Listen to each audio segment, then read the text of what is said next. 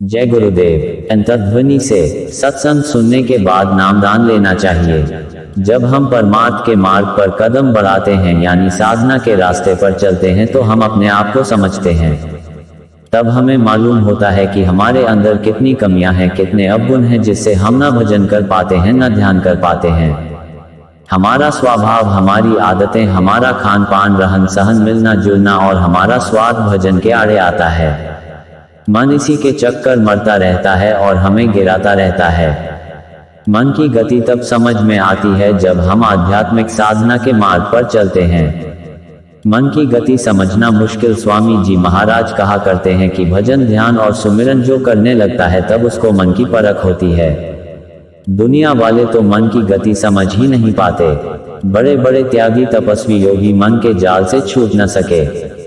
संत मत की साधना ही एक ऐसी साधना है जिसमें मन की पकड़ होती है, और जाहिर है कि जब मन की पकड़ होगी तो ये भागेगा, क्योंकि युगों युगों से ये आजाद घूमता रहा, इसको कोई पकड़ने वाला मिला ही नहीं। संतों ने नाम योग की साधना रखी, उसमें मन की पकड़ है, क्योंकि जब तक मन पकड़ में नहीं आएगा, सूरत का साथ नहीं देगा, तब तक ये कुछ नहीं कर सकती। हम चाहे घंटों बैठे रहे ध्यान भजन में, मन साथ दे दे तो सूरत अपनी शक्ति को प्राप्त करने लगेगी, और जब अंदर में चाल उसकी होने लगेगी वो इतनी शक्तिशाली हो जाएगी कि वो मन को अपने काबू में कर लेगी।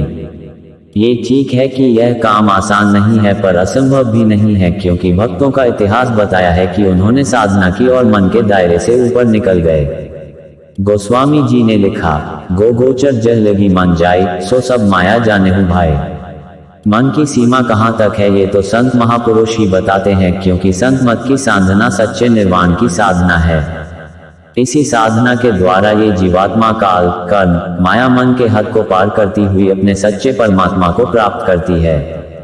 इसीलिए संत मत में गुरु की प्रधानता है। गुरु रास्ता बताता है, प्रभु से मिलने की इच्छा जगाता, अंतर में चलने में मदद करता है, काल माया के दांव पेंच से अलग करता है और जीवात्मा यानी सूरत को उसके सच्चे देश में सच्चे प्रभु के पास पहुंचा देता है। उस गति को पाकर कबीर साहब ने कहा, गुरु गोविंद दो खड़े, काके लागू पाए, बलिहारी गुरु आपने, गोविंद दियो लखाया।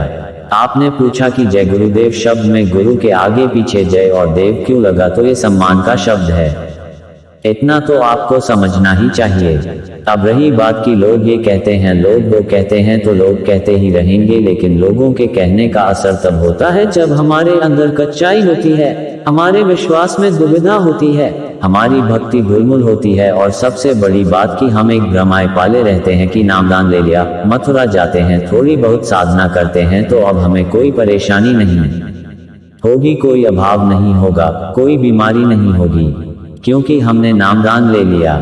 लेकिन ये तो हमें सोचना ही चाहिए कि नामदान हम जीवात्मा के कल्याण के लिए लेते हैं, लेकिन हमारा शरीर हमारे प्रारब्ध पर टिका हुआ है।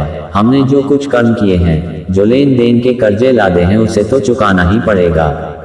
गुरु की दया मिलती रहेगी तो आसानी से कर्म कर्जे चुकते रहेंगे, लेकिन हम उन्हीं पर अविश्वास कर लेंगे तो बताए क्या होगा। ये हमारे मन का ही चोर बोलता है कि लोग कहते हैं कि बहुत गुरु जी का प्रचार करते हो, नामदान लेकर आए हो, मथुरा जाते हो, फिर तुम्हें क्यों परेशानी आती है, क्यों बीमारी आती है।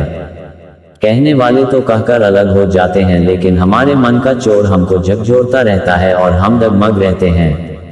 इसीलिए स्वामी जी महाराज बराबर कहते हैं कि पहले सत्संग सुनो, समझो, फिर नामदान लो। आप तो घर से सीधे चले आते हो और नामदान ले लेते हैं, नामदान की क्रिया करते नहीं हैं और समझ लेते हैं कि नामदान अपनी दुनिया को सुखी रखने की बूटी है, इसीलिए हमें धोखा हो जाता है। जय गुरुदेव।